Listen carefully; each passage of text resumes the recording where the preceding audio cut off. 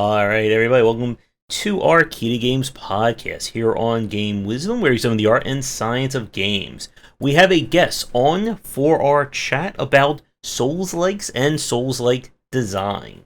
So, first off, my co-host from a Casual Game Studio, Joshua Reyes. How are you doing this? We're finally cooling off. We're finally entering the fall, so Yeah, the Khalid weather is finally dying down. definitely. Yeah, no, I'm doing great. Actually, got the game jam. The Game Wisdom game jam is complete, so that was exciting to watch. And I got some YouTube content out concerning that, so that was nice. I had to get my YouTube chops back up, so there was that. Other than that, deving, and I'm pumped for the subject. And we got a guest, and he has a perfect ambiance. Mm-hmm. Yep. Our For guest, sure. uh, he is a returning guest from one of our developer interviews, and he's currently working on a Souls-like himself. So, please welcome back, Mireneye. How are you doing in the dark over there? Oh, I'm doing quite fine. Persevering through the darkness. It's yeah, studio lighting 101. I'm packing down my computer in like a mini ITX case, and I'm gonna go traveling soon. So like everything is a bit up in the yeah. Uh, so tech things otherwise, I'm feeling real good, and I'm excited about today's topic. Mm-hmm. Me too, because I'm at the tail end of finishing my draft for my Souls-like book. It is almost there. All that's left is the real Dark Souls, and that's image sourcing. Sourcing, yeah. Once that's done, then I can take a good month off and then get back to writing for shooters after that. But as my voice is dying already, our topic this week is discussing what is a Souls-like and kind of Souls-like design in general. As everyone knows, Armored Core 6 was recently released and is causing a lot of people fits and so on throughout the game, and people are arguing it's just another Dark Souls reskin and stuff like that. And there's certainly a lot to break down in terms of difficulty and design that we'll probably get to for next week there. But let's start off with, I guess, the main point then, what's on my thumbnail. What is a Souls like? And I should be able to answer this because I have a book on the side. I can't answer that, then that's a kind of a problem. But I'm going to throw over to our two panelists here. We'll start with Josh and then go to Mirren. So, when you hear Souls-like or Souls-like design, what do you consider that to be? Well, okay, so I don't want to go too overboard because you go tombs and tombs over it, but I think just basic overall is it has a Souls like has all of the gameplay loops, like the I'll call it the onion of the gameplay loop, from like the instantaneous gameplay loop all the way to like the slowest gameplay loop, right? From like player progression, gameplay progression, everything is firing on all cylinders, right? So you start at the core, instant frame combat, right? The combat is precision, feels great, feels weighty, right? Then you go from there, and I would say, personal progression, right? How you progress in the game as you learn the game and stuff like that. And then you also have your other progression, character progression. And then from there, you go out to the world, and you can talk about the world endlessly. But I'll just kind of keep it simple like that. Just a really good design combat system with a lot of gameplay loops that just create a perfect onion of it. I'll keep it like that for now. All right, and over to Mirren. It's almost like I want to just pitch that to you, Josh, in the form of a question. Could you create a Souls-like that does not have combat? How do you create a No, Souls not like that? how, but like could you can you guys conceive of a Souls-like that does not have combat? That will probably be if we get to like talking about like the Dark Souls of Yeah, X, and yeah. I have some thoughts on that. 'Cause I even wrote about that in the book, but I think let's save that point for a little bit later. About That's fair. That's fair. So to get to give it an actual answer, not heading ahead of ourselves. I think for me, having spent a lot of time thinking about Souls games, I would say, is having played them since back in the PS3 Demon Souls days. Yeah, Demon Um, Souls. yeah.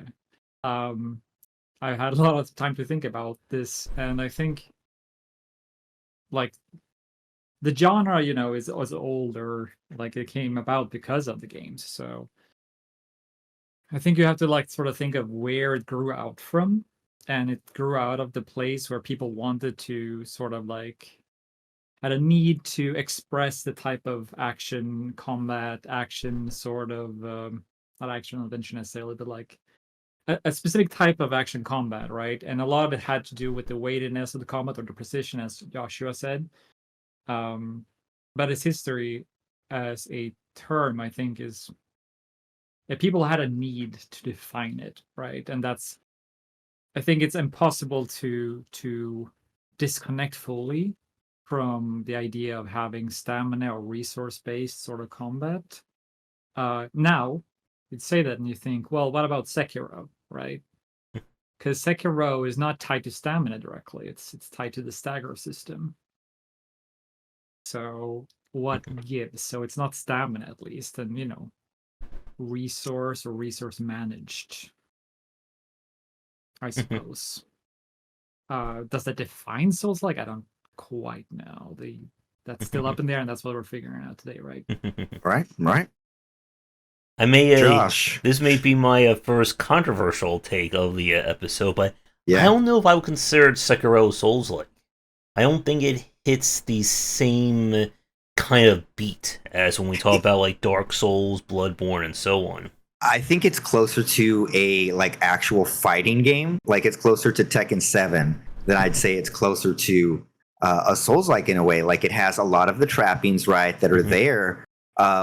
But the way that it's set up kind of really distance itself, right, from previous Souls-like games. Because me personally, I was like, all right, I'm ready for another Souls-like game, and nope, it was not anything like that, right? All of a sudden I'm memorizing symbols and things like that. In that sense, it's actually sort of also close to a rhythm dance game. Rhythm dance game, yeah. It's Tekken 7 rhythm dance game more than a Souls-like. I just played a Karateka for the first time last night. Now I'm thinking like Sekiro's like Karateka in terms of like that kind of a rhythm there. But I think I get back to that thing of like, if it's not a Souls-like, then we're cutting away things from the definition, right? Because you have a intricate death mechanic with a way to get your resources back, etc., and some fine mechanics in Sekiro to like sort of balance that risk and reward. And I would argue that at least part of the formula has to do with risk and reward. Definitely, yeah.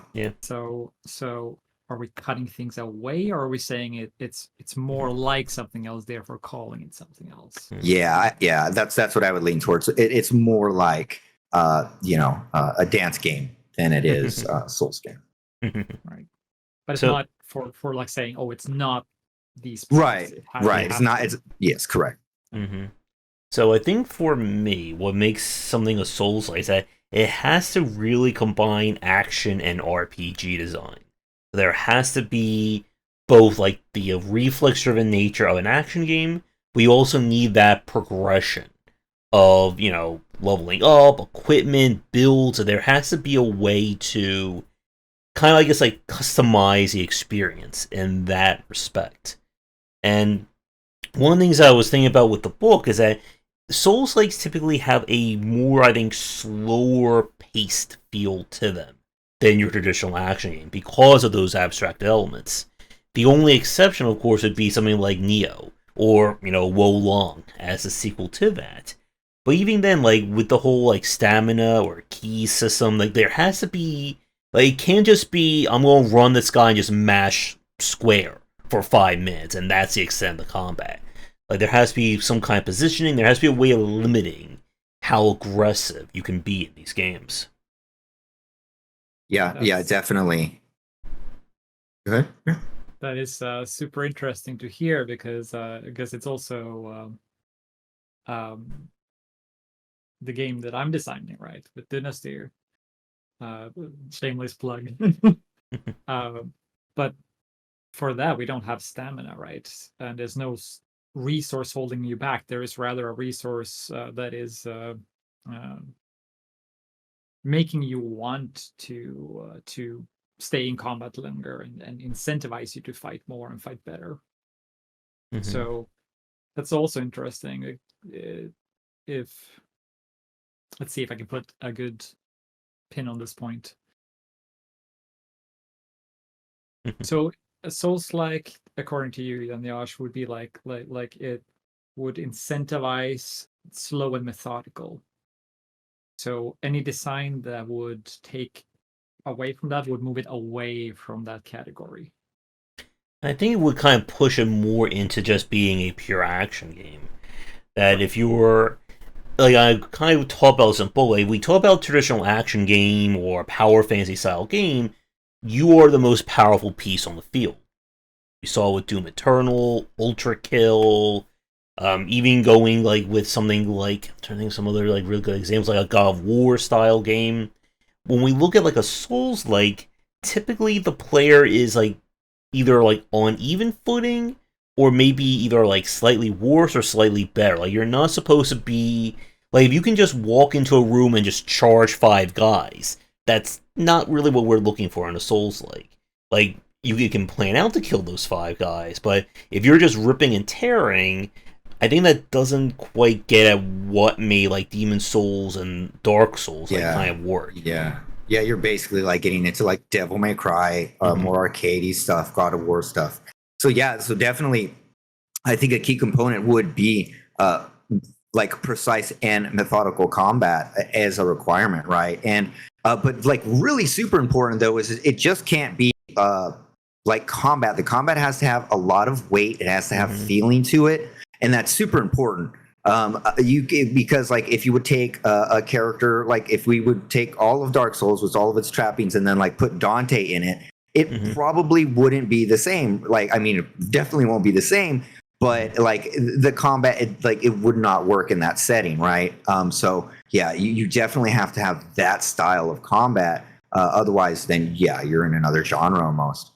And yeah, like the weightiness, I talk about this whole, like there has to be like a sense of pace to the combat. Like again, it can't just be, I'm just going to take this giant, berserker sword and swing it for like, 90 miles a minute every slash. Yeah, like Ratchet and Clank style or something. And yeah, like the Devil May Cry, I think, is a good comparison. If you look at something like Remnant, I think Remnant is another good point here, that it is a third-person shooter, but it's not like arcadey boomer shooter. It's not quite even like a cover shooter either. You have to be moving around, but it's still, I think, more like it's a slower pace than what a lot of people would come to expect. Indeed. Let's see. And hopefully we haven't got too much pushback about me. Either people aren't watching or they agree that Sekiro is not a Souls-like. Or they all left after I said that. Yeah, that's it. They just... No, I think I agree about the point about Sekiro. But then again, like I don't attribute... Let's say it like this. As a category to categorize games, I don't know if even Souls-like is really that necessary. However, I say that also being involved in the Souls-likes Twitter. So like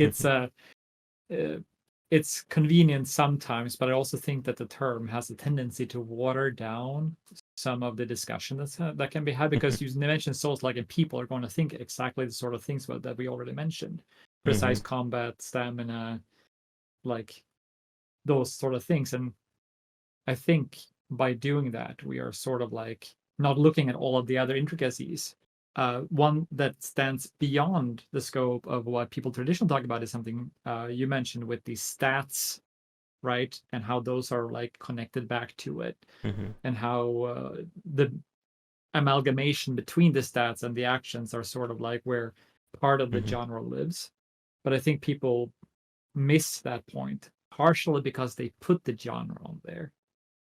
So I also think that like personal progression, right, like is really important in the game. Like not only are you progressing like with your character through the world and etc., but you're actually getting better by learning the game and becoming more comfortable. And so I think that also like is probably a requirement Would you all agree?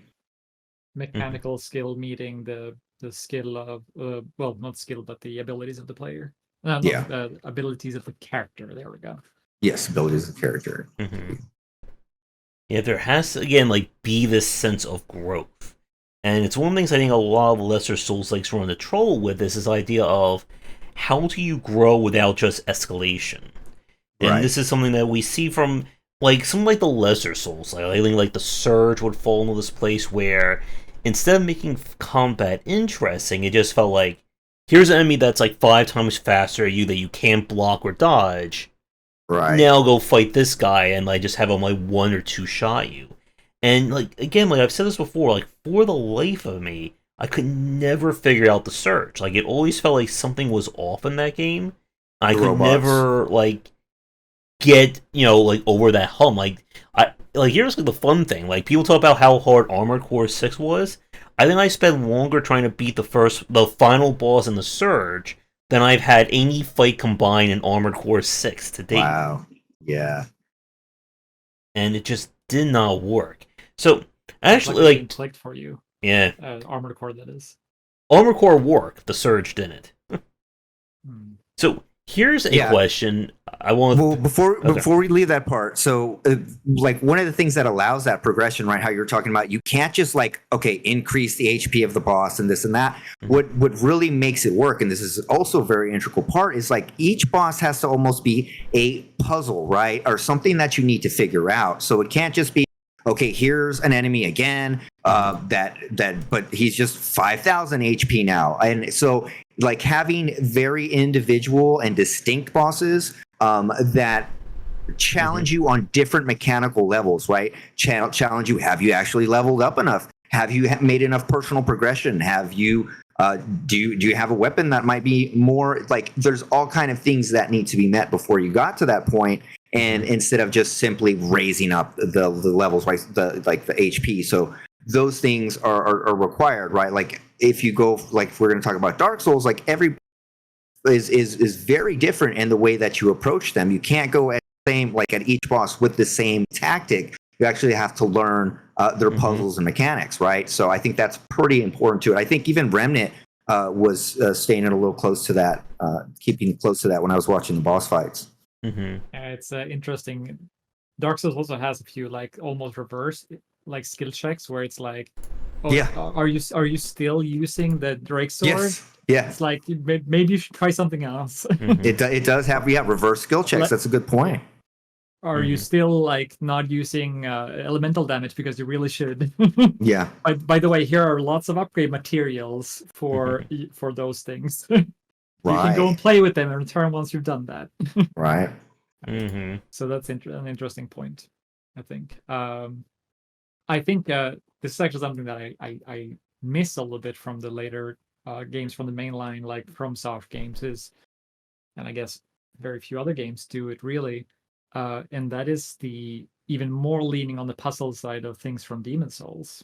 Yes. Because a Demon Souls boss is like, oh yeah, you realize the guy's blind, or you realize that you can like use a certain strategy and like figure out like the mechanics of that instead of just as the games progressed, it became more and more just like having a strong character and being good enough at the game, and then sort of figuring out the boss's weakness sometimes in terms of elementals. What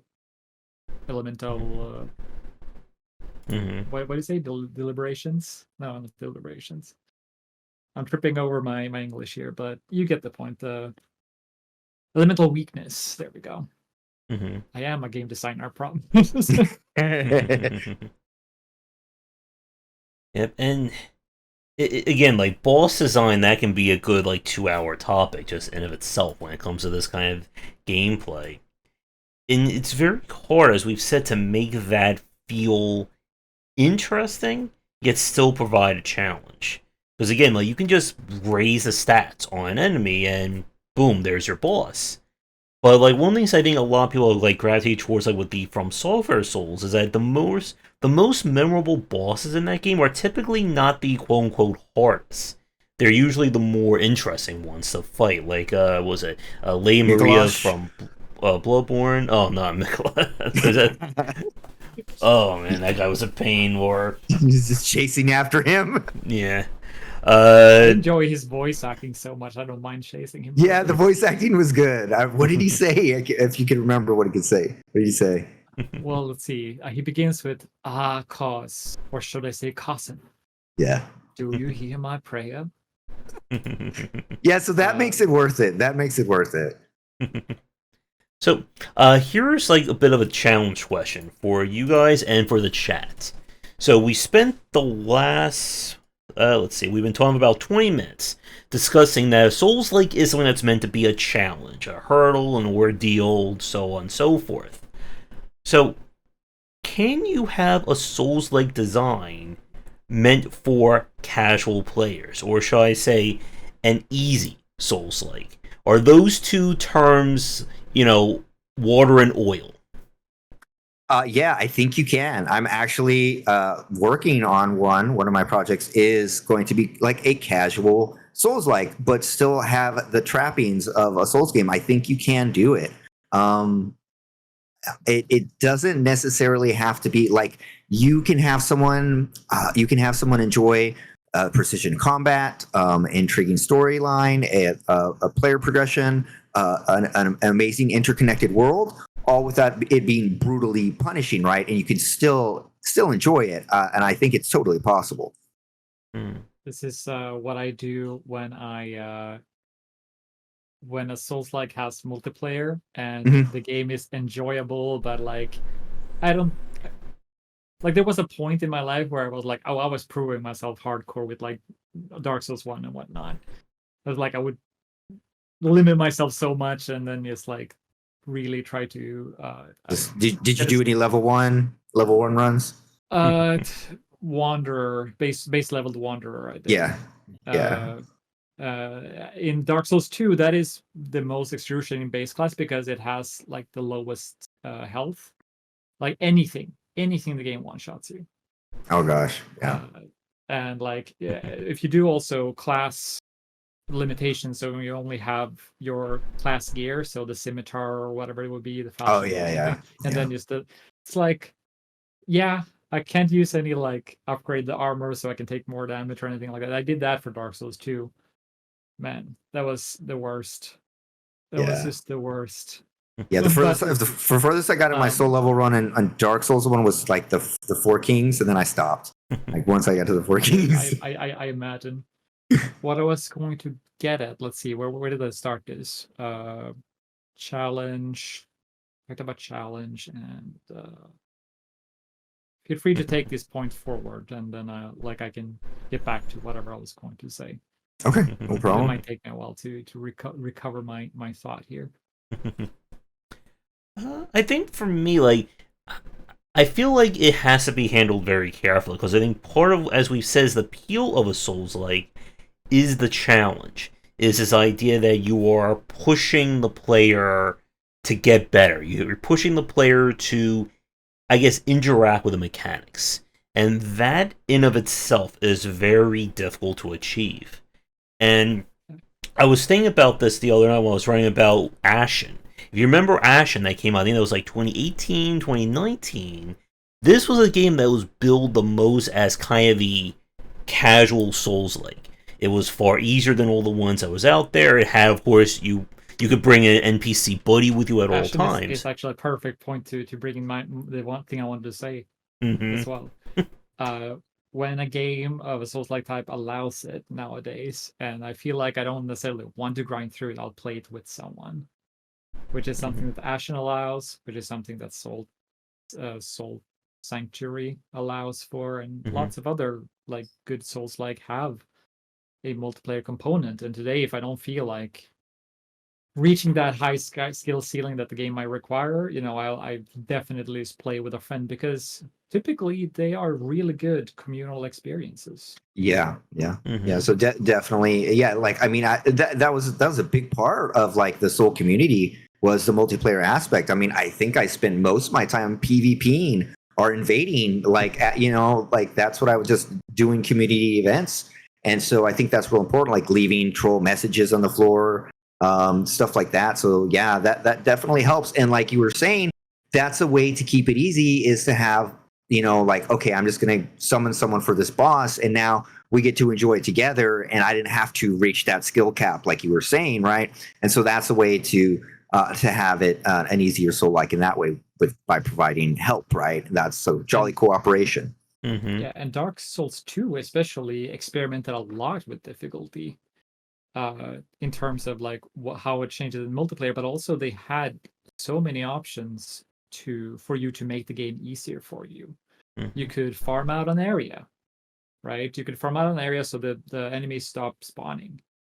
Mm-hmm. It takes a while, but you can do it. Yeah. And if you're really struggling, eventually you'll get there, like just by pure grit, which is kind of interesting. And by that time you'll level up as well. Yeah, so in a way, like there is a difficulty setting in Dark Souls. Like if you grind long enough, you'll get strong enough, and then that it lowers the difficulty level, right?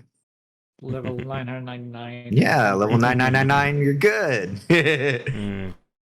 But I think the one thing you have to be aware of, or the challenge, is that there still has to be, again, some place for the player to go in these games. Like, the problem I see a lot of people complain about with Ashen is that it kind of felt like a one-trick pony. That once you kill a few enemies, that's it. Like, the game doesn't really it doesn't really test your skill going forward.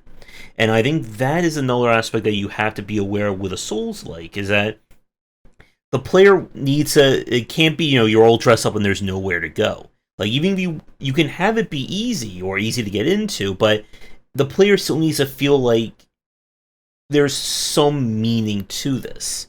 And that is very hard, again, to do. You have to, again, keep the player feeling like they're progressing in some way, shape, or form. And again, like, the easiest way of doing that is, of course, just more gear and more weapons and swords. But if the enemies aren't growing, if it doesn't feel like the game is going anywhere with it, then it just is just like, okay, I've cleared this whole map. Okay, what else is there to do? Yeah, I think it's like what Mira was saying. So if like you keep it casual, but you still have skill checks, right? Or reverse skill checks, like have you explored the area and found this, or just depending on how you want to set it up, or having skill checks in general, right? And the bosses themselves, I'm not sure. I didn't play Ashen, so I don't know how the bosses were set up, if they were just rather generic. But like probably the key aspect is that the bosses were not challenging the player in like ways that have you learned this new mechanic? Have you done this?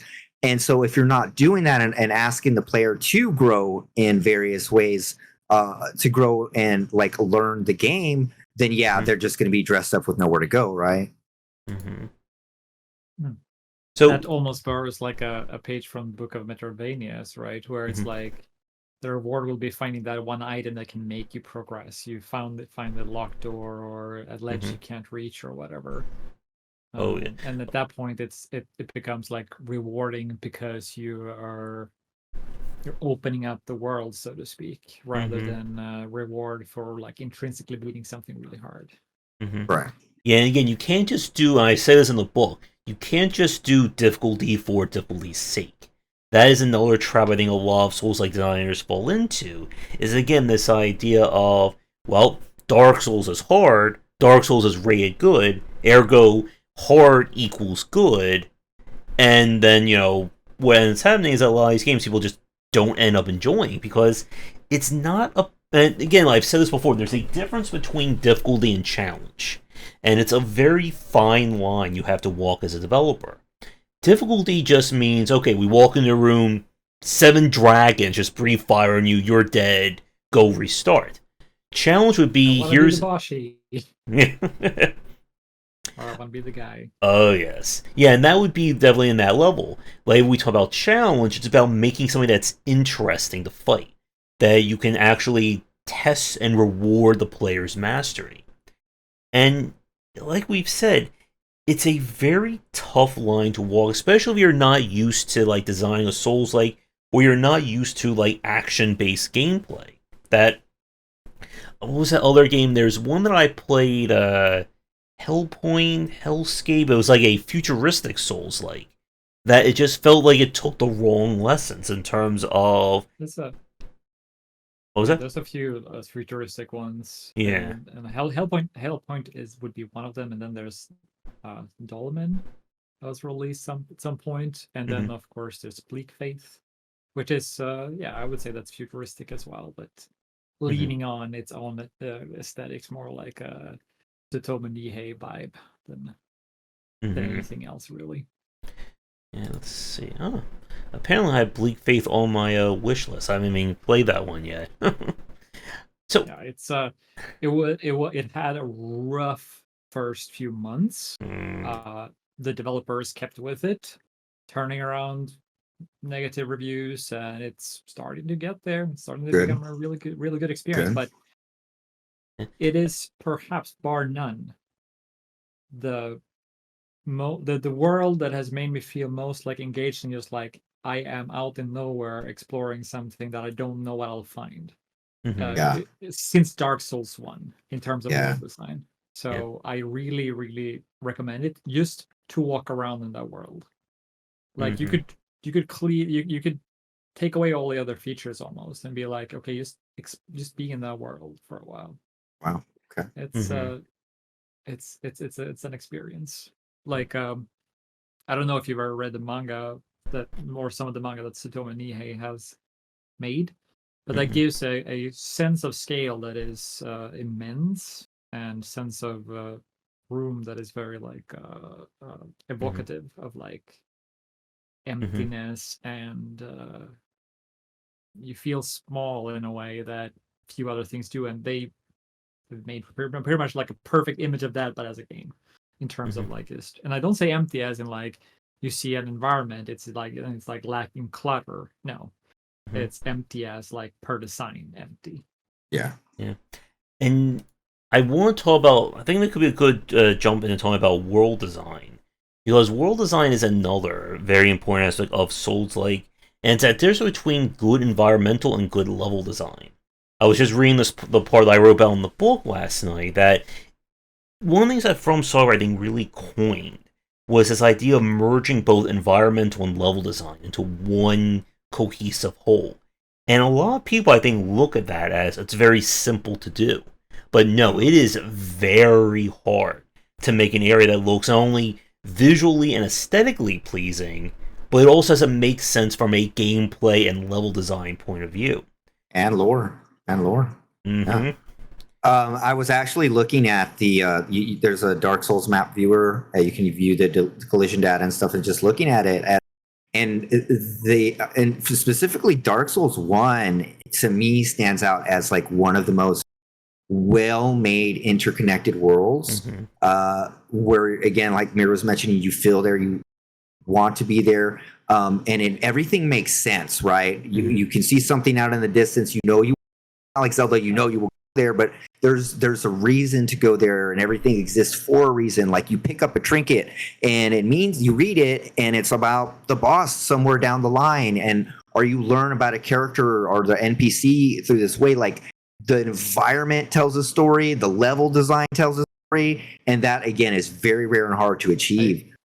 I don't know if you noticed it when you were looking at the map, but the two Bells of Awakening are almost on top of each other. No, I did not. I did not notice. I did not look at that. I'll go back and look. It's a bit of a rare fact, but they're almost on top of each other in verticality. Okay. Like it's not too far apart, which is like, you look at that and I'm like, yeah, they thought about that. That's not a coincidence. Yeah, they thought of, you're going over that map and you can tell there was so much thought into everything. It was like, I don't know, I swear if there was fishing and there was a river that you could find the fish down that way, like everything was so connected in the game. Just it's amazingly so. So it's super important, and that's something that like miss, right? They're like, okay, we just want maybe a horror looking world, or it needs to look like Bloodborne, and then that's it. But there's a lot more to it, right? Like environmental storytelling, great level design, NPCs being in the right place, stuff like that. Josh? And don't forget about having landmarks built into the world so you can use that as guide markers. Yeah. Because this is one of those things that really gets annoying in a lot of the lesser Souls-likes, is that every room just literally looks like the same room. Yeah. Maybe instead of a monitor on the left wall, there's a monitor on the right wall. And you have to go through like 20 different rooms in order to find the next checkpoint. And it's just like, where the hell am I even supposed to go?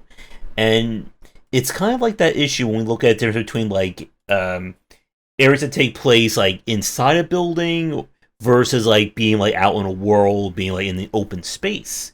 The open space allows you to see much further, so you can get like that kind of lay of the land. And this was used to incredible effect with Elden Ring. This idea, like Elden Ring, kind of embodied that same sense of like CRPG design or open world CRPG, where you can just stand on a mountain, look down, and go, "Hey, is that some weird thing over there? Maybe I'll go over there." Or, "Hey, look, there's that tower that makes everyone go crazy if you get too close to it. Let's get close to it and see what happens." And there was a game that I played last year that I was looking up, Astrigos, Asterigos. And this was kind of like it felt like kind of like trying to really be a Souls-like, but the world design just annoyed me so much. Because it had that same issue where everything started to feel the same. I had no idea where I was supposed to go. And it was one of those games like, okay, we want you to go to the jungle of, I don't know, Iceville. And it's like, okay, so where is that? I don't know, it doesn't tell you on the map, but I just go wander around. But it just felt like there was just no like no sense of guidance to the player. And it just ended up being very frustrating. When is the last time you guys remember seeing a road sign in a game? Well, I did just play Fable? Like old JRPG Trails in the Sky. They had a signpost, but that was from like 2004, 2005. Right. Yeah, they stopped putting them in games about 2004, so it's been a bit. We need smartphones in games now. Every JRPG needs to have a smartphone app. Yeah. I think it's interesting because you do find sometimes it's game worlds designed without a single sign, like actual like road sign inside of them, and I'm like, wow, really, game? like that's lacking something that you would find it in the real world, and it's such an easy win. Such an easy win, also, like, or even just like a paved road or a dirt road in the ground that you can say, oh, well, there's a road here. Surely it must lead to somewhere. You wouldn't just put like a road in the middle of a wasteland. And that actually is a really good comparison to kind of the evolution of a first-person shooter map design. That, back in the old days where, you'll be in a hospital and it's like this like MC Escher maze of stairs that lead nowhere. And there is, again, like, this is when we talk about that difference between pure level design and pure environmental design. Like, if you just go 100% pure environmental design, then it's just kind of boring. Like, oh, we're in a town. Oh, where am I going? Oh, it's just right over there. Yeah. If it's pure level design, then it's like, oh, where am I going? I have to go up 80 steps over this way, jump over 5 pits, slide down this roof, land in here, and then, I'll find the boss door right over there. And, like, even, like, in some of the more, like, chaotic areas in the Dark Souls games, they still did a good job of, again, kind of guiding you towards something. If you go the wrong way, maybe you'll find a treasure or a side quest. If you go the right way, you'll find the shortcut. Or, of course, if you see that fog door way in the distance, okay, something tells me the boss is going to be in that direction. Yeah, literally everywhere you went, like you said, if you went in the wrong direction, it really wasn't the wrong direction because there's something there or something that adds the hey, and it gives you information maybe about which way to go, and on the way you picked up something, or you learned something about the lore or the story or the posture about. And so instead, what these games, like probably the Surge, I would think, is like you're just endlessly boring rooms and nothing really. You're like, there's nothing that really gives you any sense of where you are or sense of space, right? And so, like, you're talking about like creating the mental map in your mind of the game. There's like zero mental map in the Surge, But in Dark Souls, I can literally see the map in my head right now. Like, and so that's your mental map, right? And you develop that through storytelling. Okay, the castle's over there. It's a graveyard down there. I'm gonna go down there. What's that spooky place over there? And there's a dead dragon. All kind of cool things that you can look at and areas to go. And like, if for a game as big as Dark Souls, I don't ever really remember where I go. Right? There was never a time where I didn't think. And even if I was going the wrong way, I was learning or doing something cool anyway. So, yeah, I would say like the only one I got a little bit lost in was Dark Souls 2. And that was more near like the middle, like halfway point when you're just trying to figure out, okay, where is everything at this point? Yeah, I think that happened to me around the lava area. Was it? I think around there I got real lost. I'm like, where am I supposed to go? And I think I just ended up doing PvP from then on. It's such a shame with Dark Souls 2. There's a lot of like, man, it could have been so good.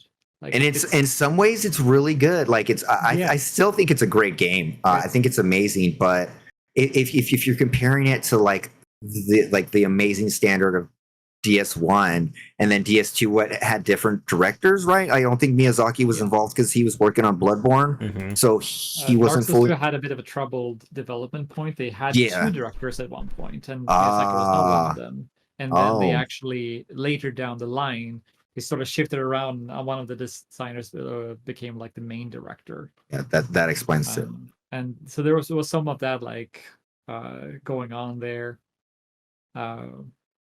And I think I still think like you said that it's a good game. I don't know how it holds up to the like I think that I feel like we need to get into in that sense. But what I want to say is like it's very close, very very close to being phenomenal. Yeah. Right. Like up there with the first game. There are some things that at least match as well in terms of like the science and stuff like that.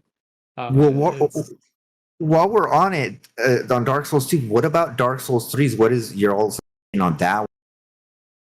Did it genericize? Did it seem too generic-y and too like? What was your feelings on that? I thought it was great. Or is it just more of the same, more birthday cake? It feels like some sort of like ending love letter because they had to make a third game because of the contract stuff. So it feels a bit like a love letter in that sense, and I feel as if there's not like the same level of care, and I think that could also just be like literally we've done the same setting for 3 games, and it's like okay, we feel done with this, but we have to do it again, right? So I think they did a good job with what they had and what the mission that they sort of set out with that the time they worked on it, and the type of passion that you will have after like having done a specific thing for a while. Yeah, doing 3 Souls games. Yeah, how much passion do you really have? And I think that's super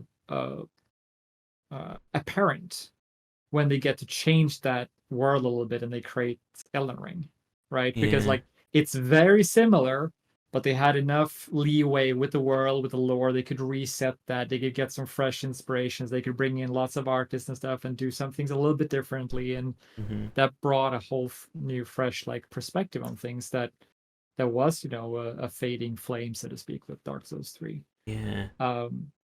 That's I still enjoyed my time with the third game, but it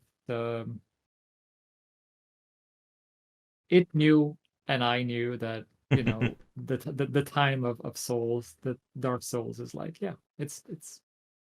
There's an interesting question for the chat for anyone watching this live or recorded.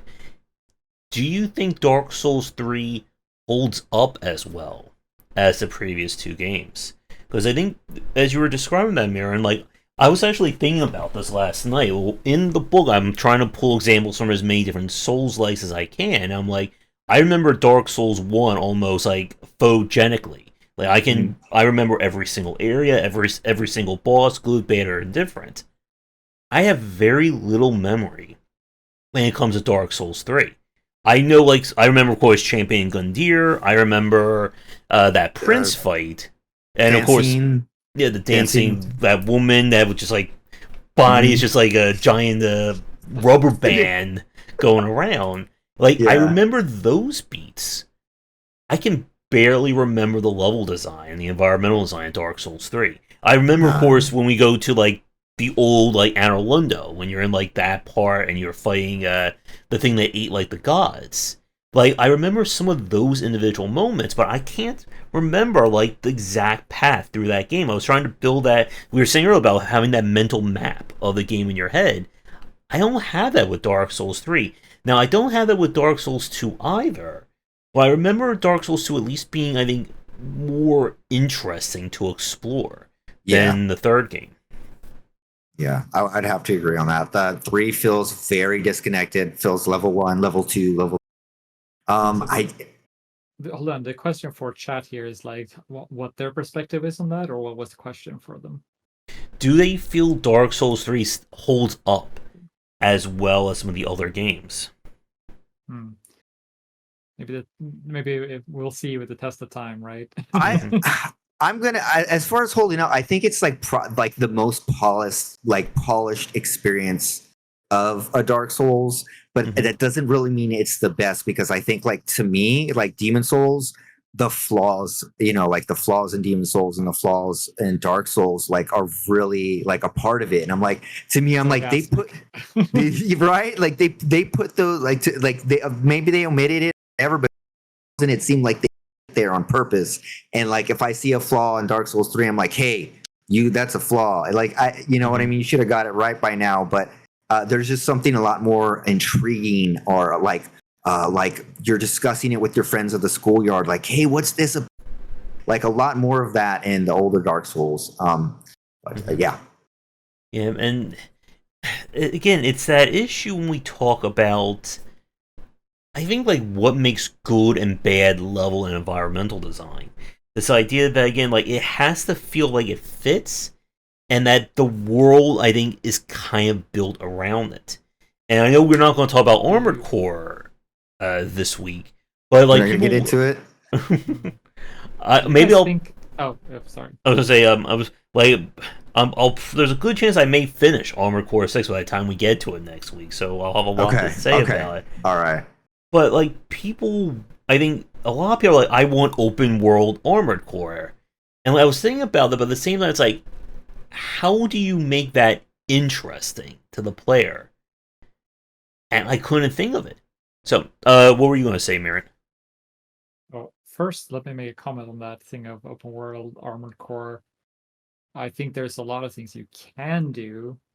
First and foremost, traversal needs to be fun, and I think maybe destruction, like having like large world destruction, could be part of that. Like being able to like dash through a building and stuff like that. Yeah, it's gotta be way like breaking the barrel. Yeah. Lots of stuff like that, I think, would help making the open world of a mecha game like that be good. Now, what I was gonna get into was, do you guys think that?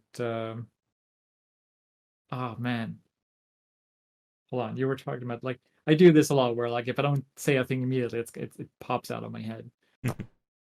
So, do you guys think that? Damn, what was it? It's such a fun point. You were talking about Armored Core, and before that, we were talking a little bit about cohesiveness of the worlds. Does Dark Souls 3 still hold up? Do you guys think that that FromSoft takes a bit of an easy way out when they design worlds that are broken, both like physically and like more metaphorically, like broken, more like time and space being convoluted? Do you think that when they're designing these worlds, they take that route a little bit to give themselves the leeway to make these spaces make sense? Can you clarify that? Okay, yeah. So when they, obviously, Dark Souls is a bit of a broken world, right? It's segmented and strangely put together, etc. It all sort of makes sense in their own logic, but they also establish that logic. They establish that the world is like time and space is convoluted. And the same sort of goes for Dark Souls 3, where the world is literally converging in on itself, right? Everything is being pulled inwards, basically. With Dark Souls 2, there's absolutely the concept of space being connected to memories. So you're sort of forgetting the spaces you're traversing and forgetting the things in between, because that game is all about hollowing out, and you sort of not getting these connections between things anymore. That's my first way through. That some of the rough transitions between areas, I was like, is this intentional in terms of like, am I just not remembering the journey, right? Like, am I holding up and then out and not remembering the journey that I just had, as like a play on the physical space? Maybe. So that's all those things being said. Do you guys think that From Software is taking a little bit of an easy route out when they're not designing like a fully realistic space? Because they're designing around the idea of it being broken already. What do you think, Josh? It's a tough one. Like, I guess, is there an example of a Souls like that isn't about like a broken or dying world, or like I can't think of anyone that has done it differently. And like I want to say yes to this question, but I can't put my finger on it right now. Because everyone that I'm thinking of has that same kind of idea that the world is dying, the world is dead. Maybe that the one that I mentioned earlier began with an A. But even that, you're still from like a destroyed city, so there's an earthquake, there's stuff like that. I think part of the issue is that if everything is normal, it's very hard to make normal exciting in this case. Where I think in this discussion we're actually starting to hit on something that makes it a Souls-like. That there is a sense of the world coming apart, and if you take that away from the formula, it feels like it's not really Souls-like. Because you look at like Sekiro, that world is in turmoil, right? But it's not like the world. I think has to like coming apart in the same way. What? I think like the world has to be like part of the challenge for it to be like part of a Souls. Like not so much that the world is fighting you, but that there's danger to this world, whether it's pits, fire, traps, a dragon wandering around in like in Undeadburg in Dark Souls. FromSoft realized this as well. From going from Demon Souls to Elden Ring, because they were like, okay, that traversal, you got to be able to jump and climb and like do like stuff like that. Because I think they realized the same thing of like the world itself and its interactions need to sort of play into it. Like the world has to be like a quote unquote character in the game. If it's just again like a series of rooms, it doesn't give that. It doesn't evoke that same sense of exploration and meaning to the exploration. And like I said, like I just literally wrote this the other day. Like if we look at a traditional action game, many action games don't really have good level design in this respect. Again, it's just we're going to shovel you from here's a big room with 20 enemies. Here's another room with 20 enemies. Oh, maybe this room has a boss. And then the hallway to the room. Yeah, it's just like a bunch of. It's just basically a combination of hallways and big arenas. And like if you look at something like with a Souls-like, I love that a lot of the enemies occupy the world itself. So like if you're trying to climb like a very narrow, railing or narrow beam, there's probably like an enemy way up there just like looking down, getting ready to attack you. Like it feels again like the enemy placements fit the world rather than just we're gonna walk into this big open room and then 27 enemies like jump down from the rafters and metal music starts playing like in Devil May Cry. I think that really they're not like taking the easy way out. I think like like Josh was saying, that the world has to have a character. Like a more normal world is, I think, a lot more difficult to put character toward, right? So something that's just a little out of the ordinary, and a destroyed, decaying world where things are placed here or there is a little bit more interesting, I don't know, than like just like a plain city, right? And thousands of buildings and doors and corridors, right? So I think in order for it, like, it's not really a cop out. It could be like the easy way out if you think that that is probably the easiest way to convey that type of character and level design and environmental design, right? Then I'd say probably you're right in that respect, Mir. But Yeah, knowing also, I'm saying this from a point of like, this is the type of world that I'm making as well. yeah, So, so it's like, am I taking the easy way out? That's I hear that. Yeah. It's like, So, it's like, can I do it? Can So- I do this without this type of world, right? Yeah. And I have something to add about this, and here's the thing that puts a pin on it for me in this part of the discussion, anyways. It would have been the easy way out if the world was void of its own rules, but my world has a very like hard set of rules that needs to be followed. So I can't just do whatever. When it comes specifically when it comes to like abilities and magic, it's super limiting. Like, there's so many things I can't do. And sometimes I wake up and I'm like, fuck, how do I solve that like in an in-world way? And then I have to like to really sit down and work with like, okay, these are the tools that the characters that inhabit the world has to offer. How do I make that? How can this shoot fire, for instance? Right? How can this do this? Because it has to be, or at least for me when I'm designing it, it has to make sense in the context of the world. And that's why I don't think From Software is taking an easy way out, because they do the same. They take the same care that the world has a coherency. So there it is. I think I don't think it's a cop out as long as you design with that world's rules, because you could also go the opposite way and not do that, and like not have any rules. And I think at that point it's like, it's just strange for no particular reason, and there's no weight to it. Why should I care, rather? And like making the player again care about what they're doing is one of the reasons why there's that sense of mastery. This idea that I am getting better at the game, and it's not so much about the game getting harder, it's about you kind of outpacing what the developers have in mind. And it's why for a lot of the Soulslikes, typically the final boss of a Souls-like is oftentimes easier than a lot of the fights that came before. Not because the designers didn't make that fight hard, it's just that you've gotten to that point. Like, if you made it all the way to that final boss, you know what your build is, you know how to play it. It's just, one final challenge before the very end. And I guess here's like a very interesting point. Like, it always feels like the final bosses in a Souls-like are like the least memorable to me. Because by that point, it just felt like it's just another bump in the road.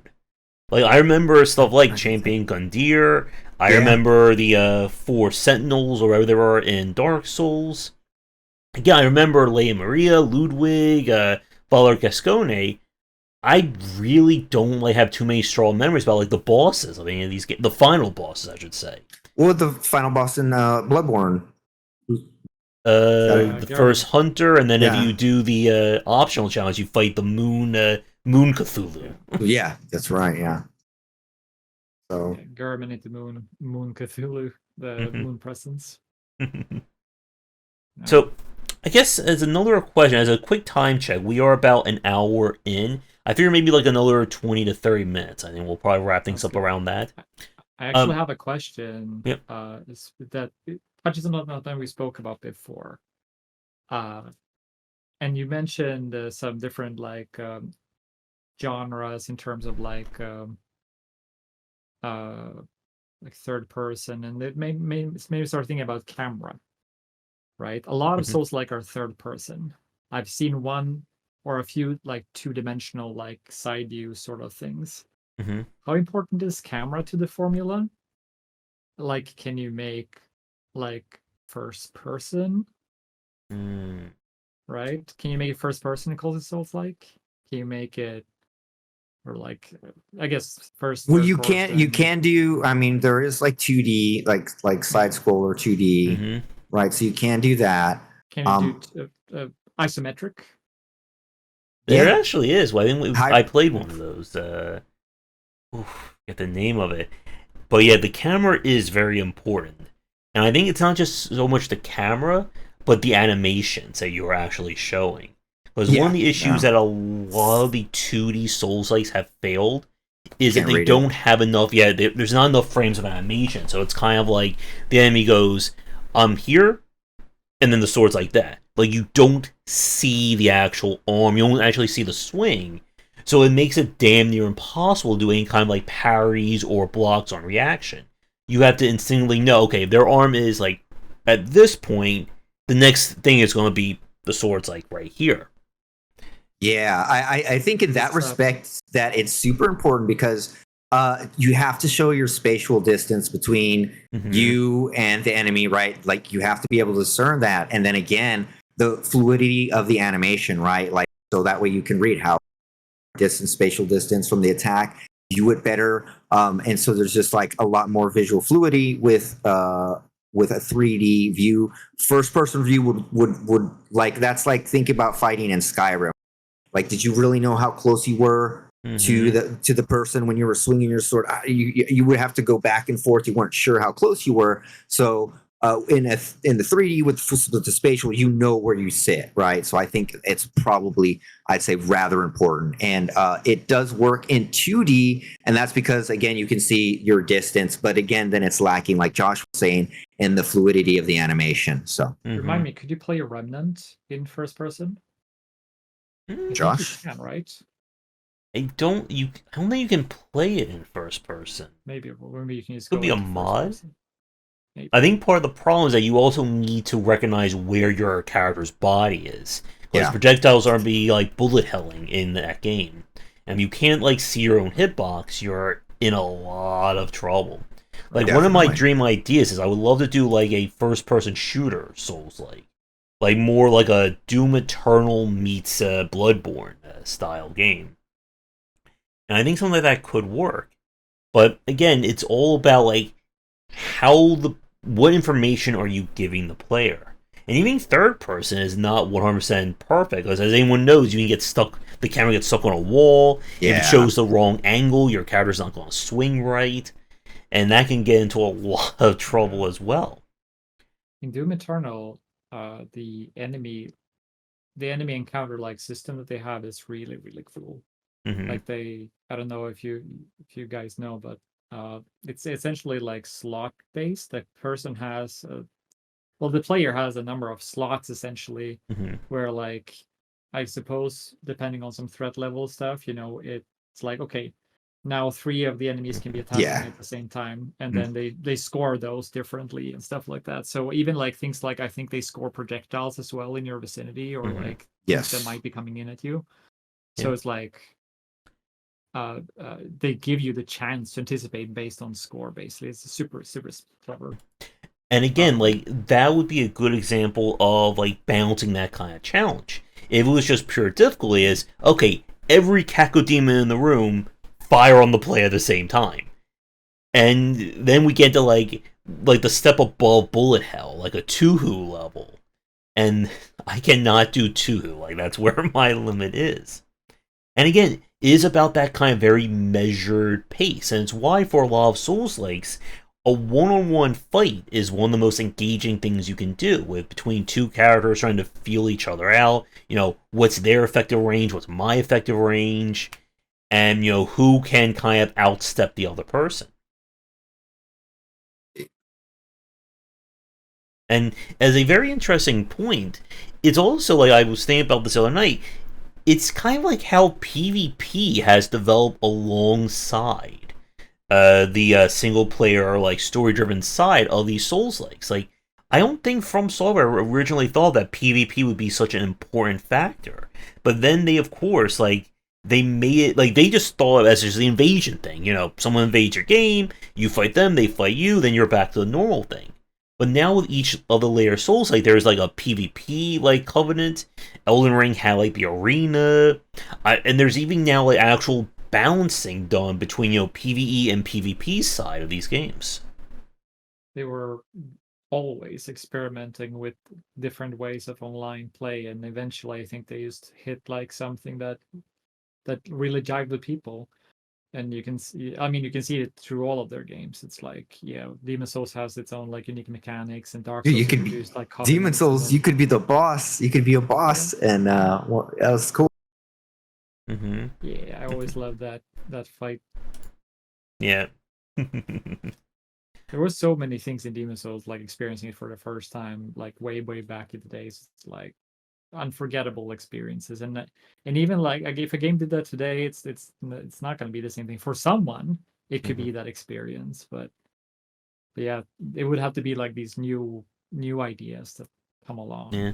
that change the thing that will be new experience for us. But As someone who, as I said, as I just started playing Karaka with the making of, I've been thinking a lot about kind of like first experiences of games and how I think a lot of that magic is kind of lost these days.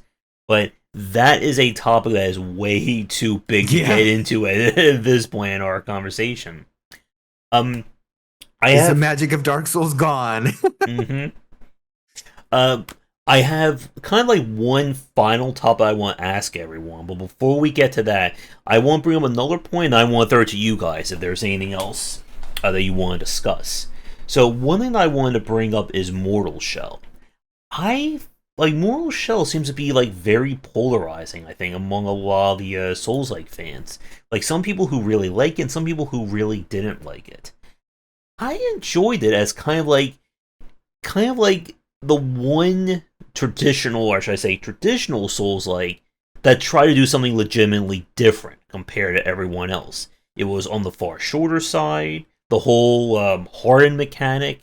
Like it felt very much like the Souls like that wasn't a Souls like, if you can understand that. So I want to throw it to you guys into the chat. What did you eventually end up thinking about with Mortal Shell? Did you like it? Didn't like it? Somewhere in between. I'm gonna keep my answer short. I didn't like it, but I thought it was a really like a good shot at, like you said, a traditional Souls. Like it made the most sense to me. I didn't like. I wasn't a fan of the hardened mechanic. But I felt that it was close enough and it worked. But that's about it. Mm-hmm. Did you? What about you, Mir? for me, I think some of the parts that I enjoyed the most about Mortal Shell ended up not being specifically about even the hardened mechanic or things like that. It was in small details that they thought one step ahead of many other Souls-like titles. For instance, the one that really pops to my head is the way that item descriptions work, where you have like a familiarity with them over time. You use them, and then they become more potent. And that's one of those things where I was like, oh yeah, that's very neat. Like I get more lore, I use the item, it sort of makes sense. I learn more about the world. And they kept thinking about the formula in those sense, and they have other parts they also thought about the formula, tried some things out, and I appreciate the game for on that sense. Mm-hmm. It's to not make this too lengthy, I never finished it, and that is indicative that like, oh yeah, it didn't talk to me that much. Mm-hmm. Yeah, same But here. I also like see the passion that went into it, and shout out to the few devs of the team that I talked to. But there's also like things in there that uh Mm-hmm. not even say that it needs more work, but it's an experience that is suited for, I think, someone else than me specifically. Mm-hmm. And it's interesting to say it's polarizing, Yash, because definitely was for me in that sense of like, okay, I see this, it's a great piece of work, but it doesn't Mm-hmm. speak to me specifically. For sure, one thing, it was not a Souls-like that was like you would come away with it. This is just a copy and it's lacking passion. Right? You could tell that they really cared about the formula and they were trying to do what they could change. And I will give them credit for that. So yeah, definitely, it was not just like a simple ripoff where they extracted many of the things that worked from the Souls formula and applied them. So. All right. So, before we get to like the final topic I want to like bring up to everyone, I'm gonna throw it to you guys. Anything about Souls-like design, Souls-like gameplay that we didn't touch on that you would like to bring up? There was some passing thought that touched a bit on my experience with just making Souls-like. But I don't know. We might have already like sort of covered the ground of that and scattered out throughout the podcast, or this talk rather. Something about something we talked about earlier was like the world design stuff, and I was thinking that we talked about the importance of like how they're connected, the environmental design and the level design. For Dynasty, I know I've written like a document on like this is how I think when I design the world, and in there it says that the world isn't like made for you, and that we trust the gameplay systems to sort of like eventually enable the player to overcome most of the things that the world throws at you. So that's an interesting little blurb there that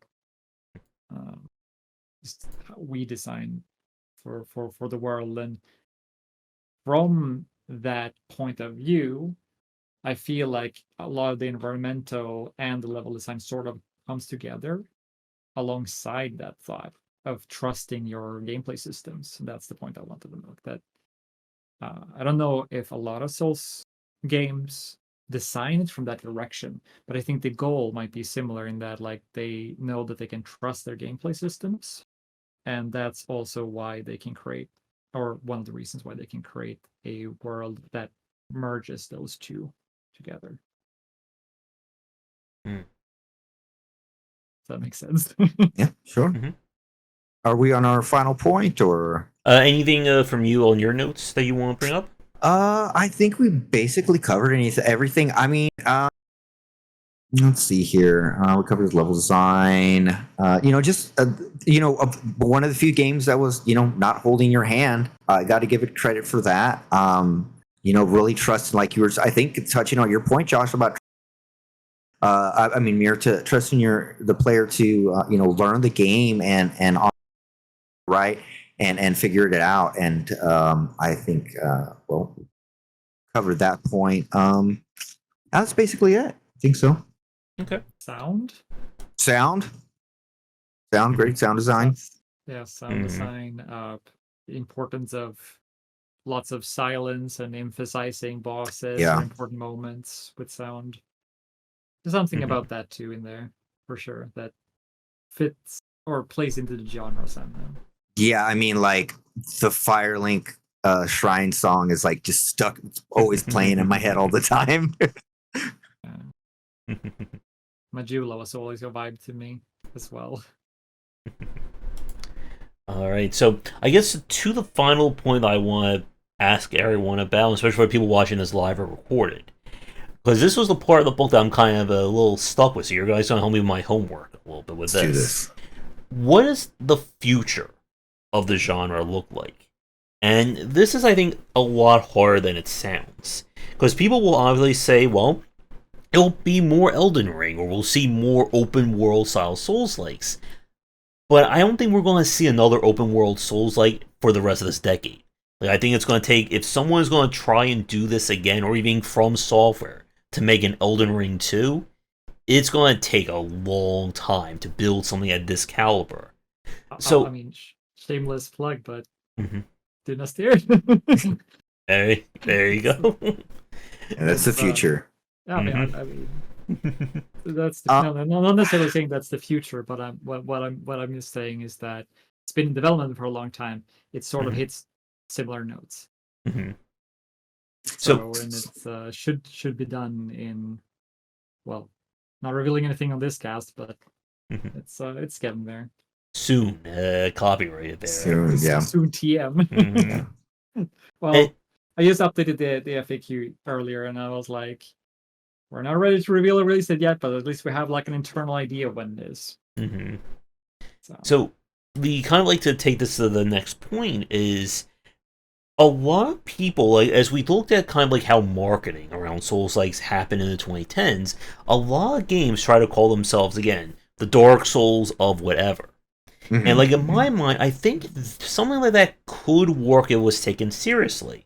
Like imagine a game with like a very methodical pacing of a driving game. We've actually had a few of those. Stuff like Jalopy, that famous one that was like super difficult. Even stuff like Mud Runner, Snow Runner, that kind of thing. So my question for Mud you Runner guys was so difficult. Mud Runner was so difficult. Yep. So my final question for everyone is, do you think the Souls-like design could actually be translated to other genres? And if so, how would that work? Or at least, like, like the rough outlines. So you don't need to design for me, the Dark Souls of a trampoline jumping right now. I think it could definitely translate over, right? But it's like, as we were discussing, like some of the key points are like methodical combat, right?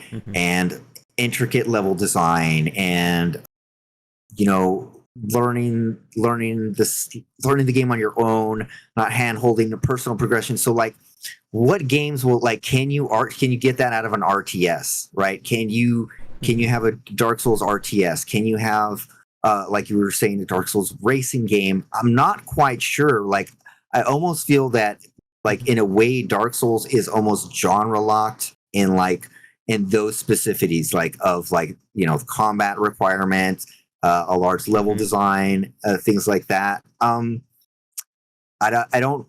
can see it applying, but then you're really stripping down like only like what you're just like, okay, it's difficult, so now it's Dark Souls, right? I don't think that works.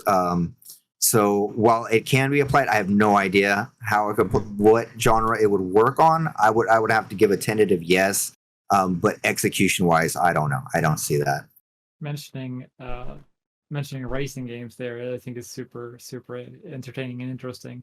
Like that's I realized one of the main reasons why I love a well-designed racing game is because it has a tight character controller, which is a hallmark of a Souls game. So in that sense. Well, yeah, there you go. Yeah. In that sense, well-designed character controller, and you can have a lot of the other like elements of a world, as well.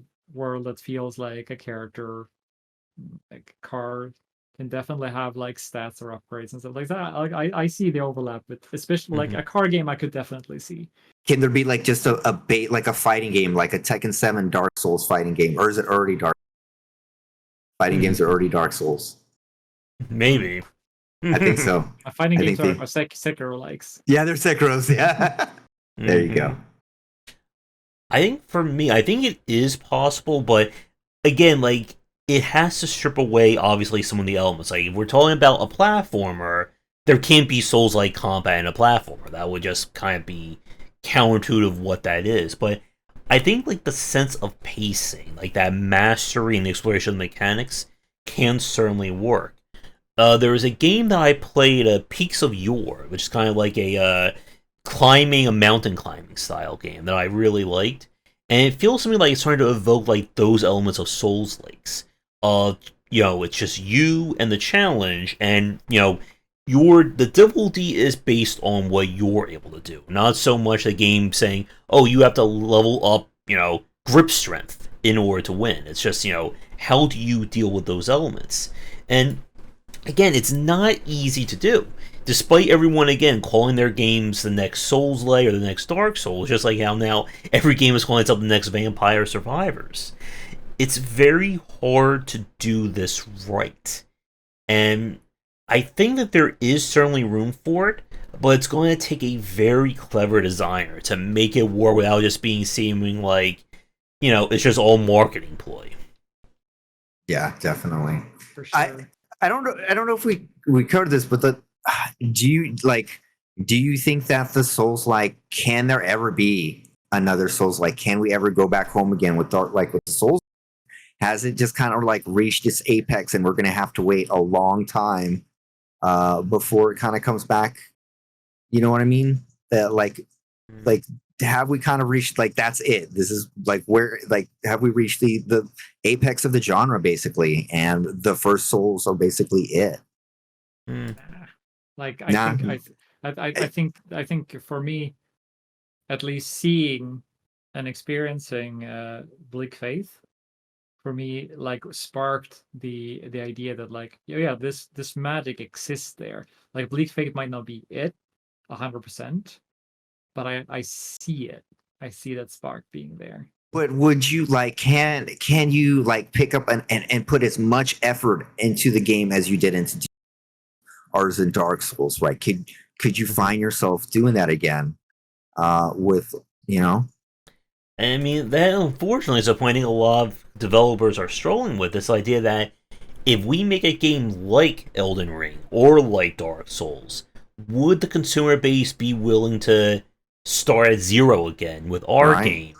And what we've kind of seen, unfortunately, I think the answer is mostly no. Yeah, mostly Because it's the same thing with any big name genre. How Yeah. many Darkest Dungeon clones, FTL clones, Slay the Spire, and again, my whole list that I came with like about 4 weeks ago. How Doesn't it many seem of like- those? Yep. Doesn't it seem like deck builder games survive this trend? They seem to like persist. They're persisting, but they're not just- like, no one has managed to out Slay the Spire. Despite games that I think have legitimately have done that. Again, it's that the challenge when you are trying to be number 2 to a game that's already blown up and everyone knows and loves it. And it's why I said in my book very cleanly that if you try to recreate Elden Ring 1-for-1, your game is not going to do anywhere near as good, because people are not going to put up with those same points without kind of like the clout of like the clown prestige that's attached to From Software. It's also probably why like no one else would probably give an Armored Core 6 the time of day if it didn't have the From Software name attached to it. Yeah, no, I completely see this point. Which it's almost like a heavy point, a personal point for me, in a sense, because, but I will say on the mark that I am threading similar ground because I just have similar inspirations. Mm-hmm. And that's why I end up designing the game that I'm working on the way that I did. Not because it's a copy of something else, just because it has similar inspirations, rather. So I think that's an interesting like point in general, is like, yes, you could design it as a copy, or you can thread similar grounds and end up at similar results. But I think the second approach maybe is can result in something more genuine that can still speak to people in a unique way. At least that's my hope. I would think that the future for a little bit would probably be like, because we're talking about like how much time like a player is willing to put into a, maybe if it's similar, like shorter, right, something that doesn't require time, would probably is where it's going to be at right now. You've mentioned, Josh, you made before I forget this, you mentioned that there are games like that have done better than Slay the Spire. Has anything ever done better than any of the Souls games? Has there ever been a better Souls game than a Souls? Mm-hmm. I think the only game that has come close to being number 2 would be Neo. I think like Neo is it, or even like Wolong, but Wolong had a lot of issues when it came out. Neo even has their own like genre that they sort of slapped on there. I don't remember it exactly right now, but brutal action something. I don't remember, but they labeled themselves differently. Yeah, it doesn't quite, like, to me it feels a little bit more, I don't know, it just feels like kind of its own genre slightly in a way to me. But yeah, I think it probably would be the second best. I can't Mm-hmm. Yep, and again, like if anyone in chat can think of a game that has managed to out Soulslike, or watching this recorded, let us know. Like right now, the next big Soulslike that people are talking about is Eliza P. Eliza P. And I tried the demo to that one, and it's a little iffy. Like it's kind of like touch and go. Like I don't know if they've improved on the basics of the combat since the demo, then it may stand a chance. But Is I the think demo still out? let's see. I think it's just free, available on Steam. Yeah, Is the it just- demo yeah. is I available think so. on Okay. Steam. Awesome. I'm gonna give it a try then.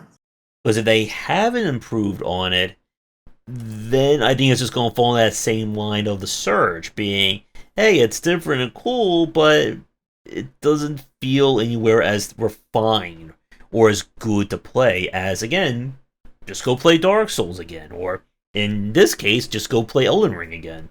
Right. Yeah. I think. Go ahead. For Liza P, and I only played like a very brief moment of it. I think for that it comes down a lot to enemy design that keeps it back a little bit.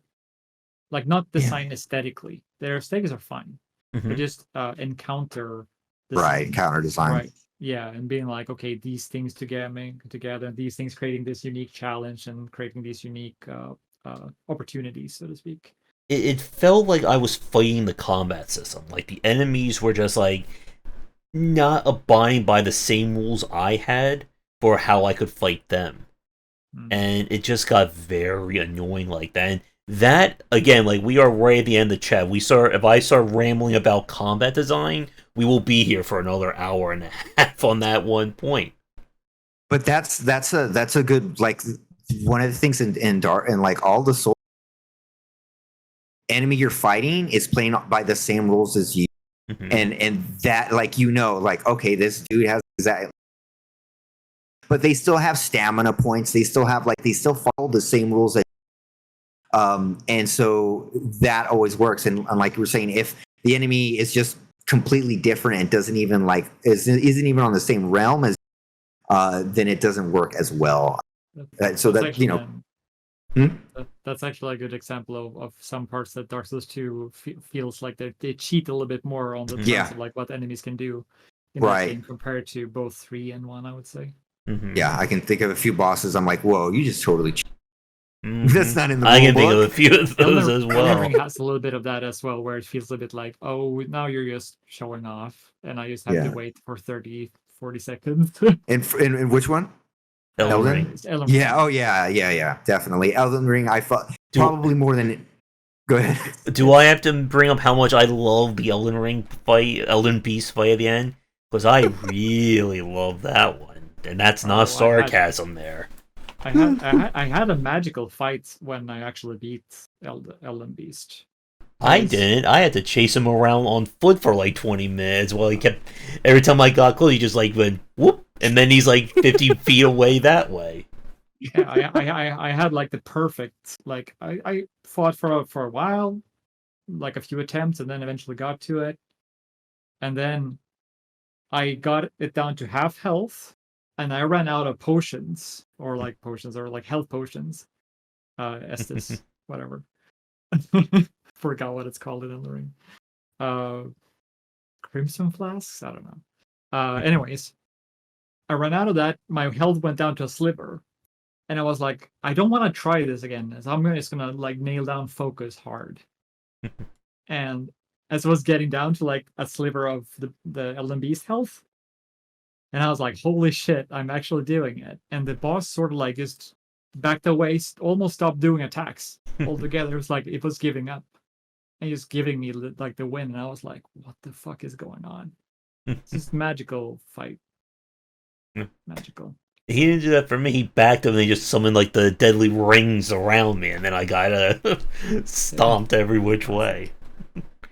But yeah, like combat design, again, I think that kind of goes again with this element of mastery in a good Souls-like, is that the player needs to feel like they're learning what the rules of the game are. And then those rules have to stay persistent. It can't be, okay, this game is about being very parry focused, and then we use a boss that's completely, immune to parrying. because then that would be considered kind of breaking those rules. And I think did I post that video? I don't think I actually posted that video yet about the evolution of action design. I think why a lot of people hated the Marauder in Doom Eternal, but they're fine with kind of like the very complicated or the very strict rules of Sekiro. That in Sekiro, everything is built on teaching you how you're supposed to win. In the Marauder, it's just a fight that's like, okay, here's that wall. This Marauder does everything differently than everything else. Go deal with it.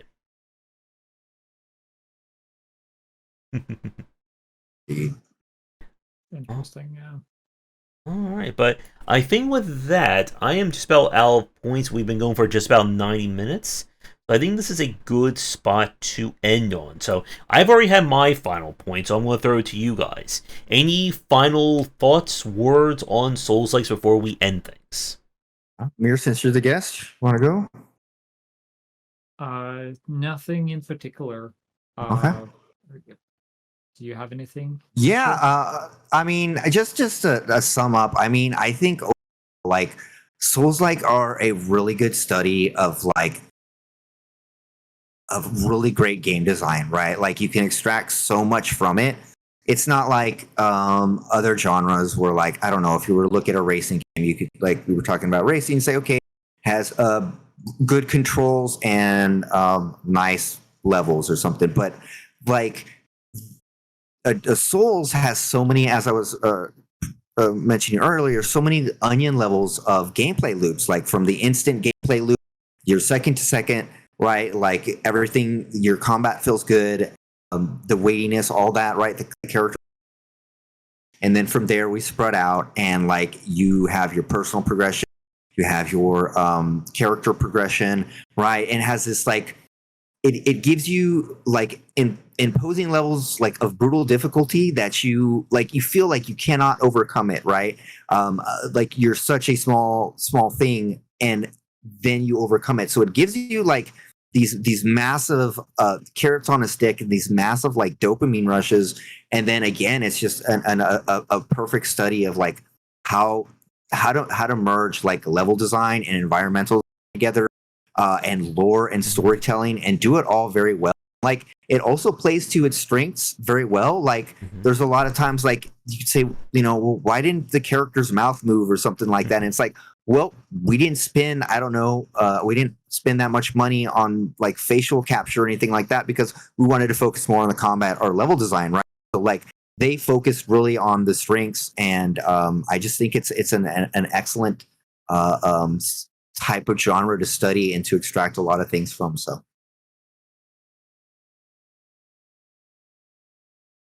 All right. Yep. And again, you have to, like, there's a confidence. I think this will be my final, so it's actually one of the final things I said in the book. There's a confidence in from Software with their design. And it's something that hasn't really changed over the past, well, we're going on, I guess, 14 years since Demon Souls came out. 2009, yeah. Yeah, if you really want to feel old as a Souls-like fan. And it is very much a case of, I think, like, the industry kind of catching up with From Software. And again, like, I think that's kind of been, like, the unfortunate MO of Souls-likes. I feel like everyone has been trying to, like, chase From Software. And now, at this moment in time, we don't know what they're going to do next. Will they make an Elden Ring 2? We know there's DLC. Maybe we'll get Bloodborne on PC, fingers crossed, like Mother 3 coming by Nintendo on that front.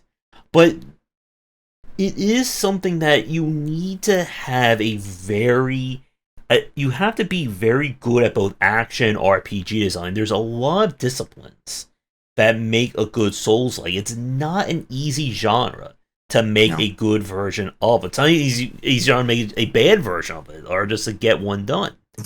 Right. And you have to, like, getting it out there is enough. Like, if you can make a good Souls-like, that is an amazing feather in your cap as a studio and a designer. But it is, again, very high risk, high reward, because, again, the things that From Software didn't do right, you can't use as part of your design. If you, again, try and copy from software, you're going to fail. You have to be able to do something differently. You have to give someone a reason to care about your game. And yep. Can I comment on this, or are we trying to wrap up? Yeah, go ahead. Go ahead. Okay, cool. A friend of mine, and I quote him, and it's really funny, but he's like, only FromSoft make Souls-like games, and I thought that was really interesting. And to some measure, me agrees with that statement. Only FromSoft makes Souls-likes, because very few other studios are able to understand the width and breadth of all of those elements that actually make it. In that sense, Salt and Sanctuary is a very true Souls-like. It suffers some problems because of its 2D nature. It suffers some other problems because of some other things.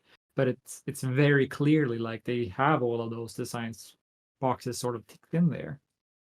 But not to the level of polish or level of like clarity that the other ones do. There's a few other ones, but if Souls-like is defined as something that FromSoft does, then very few games actually hit that mark. To some degree. I would say like Soul and Sanctuary. I was thinking about this as I was writing it. Like Soul and Sanctuary is probably the most successful like 2D Souls like I think that's out there. Yeah. And yeah, it did like I think what was I saying? And I think I said like in the book like Soul and Sanctuary became so popular that it now became like another subgenre qualifier because we're seeing a lot of 2D Souls likes being compared to Soul and Sanctuary. Yeah. And yeah, like that point about like From Software's the only one who makes Souls likes. It's like on one hand it sounds weird, but on the other hand it does kind of make sense in that again, who has managed to out Souls like From Software? Like it may be a case just like I brought this. Here's my final comparison. I compared kind of where the Souls-like genre is to Metroidvania design in the late 90s.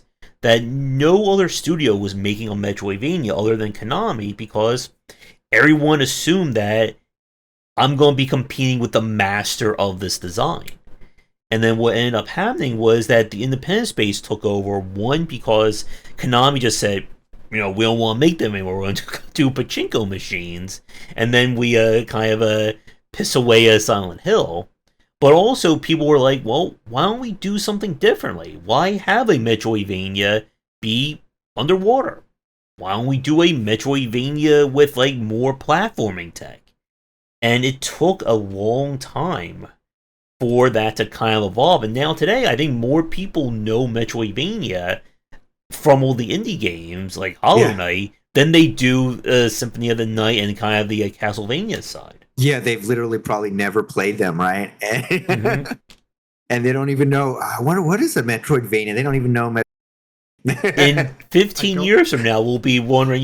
People will be like, "Josh, what is a Souls-like? What is a Souls-like game?" I've never heard. What's From Software? What's Elden Ring? You can show them this episode. Yeah, so there we go. So yeah, I have a list of 25 like overall best games, and for a long time, both Axiom Verge and Metroid was on there, and on a similar spot as well.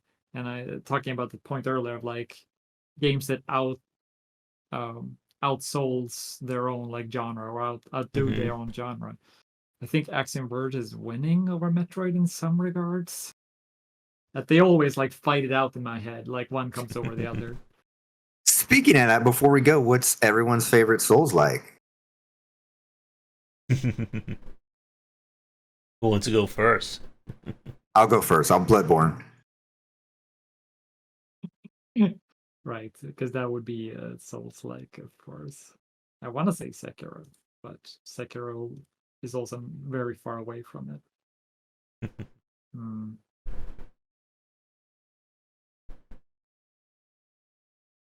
Take a rain check on that one. Next time we see each other, I'll Okay. Yeah, I don't know. All right, I guess for me it would be either Bloodborne or probably like a Soul and Sanctuary as like a number Right. 2. We're going like in that kind of direction. Well, I think a lot of the chat either fell asleep or maybe they're out busy playing Baldur's Gate right now. So for people watching this recorded, what's your favorite Souls like? And how many people really loved the Elden Beast fight in the Elden Ring? Let me know in the comments down below. But I think that is going to do it for the show for this very quiet Saturday. So as some kind of a table setting, for Thursday, that is the 7th, I believe, of September. Let me make sure I got my day right. Yep, the 7th, we will be doing our live judging or live showcase of all the submissions of the Game Wisdom Game Jam. So, Josh, and of our other judges will be there to play them, and I'll be, again, keeping close on any volume sliders in those submissions. For next Saturday, we'll be back around 5 p.m. and we'll probably be discussing difficulty, armored core, filtering, and helicopters, and all that great stuff. And if you have a suggestion for a topic for a future show, let us know in the comments. Other than that, I'm going to throw it to you guys for plugs, shoutouts, anything. So, Miren, since you are the guest, I will let you go first.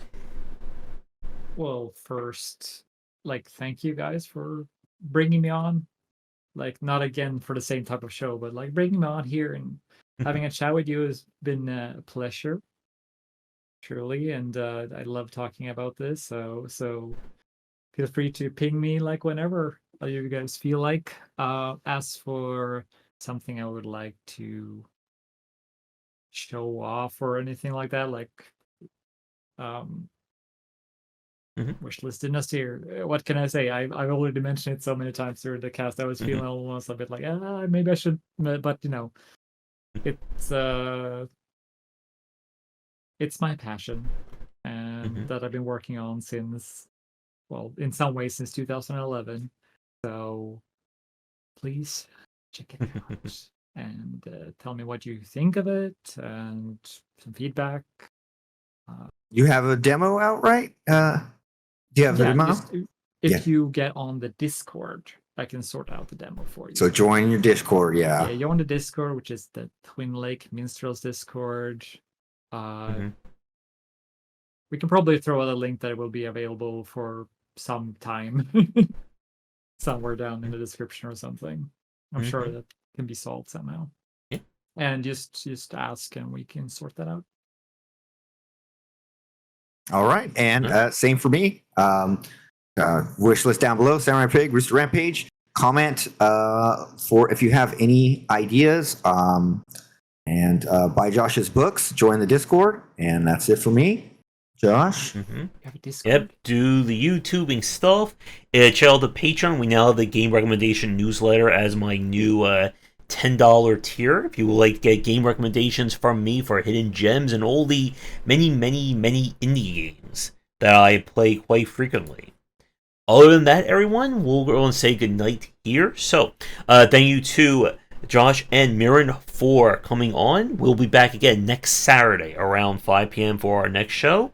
Come back for daily discussions on game design here and on Game Wisdom, where we some of the art and science of games. And until next time, have a great rest of your weekend.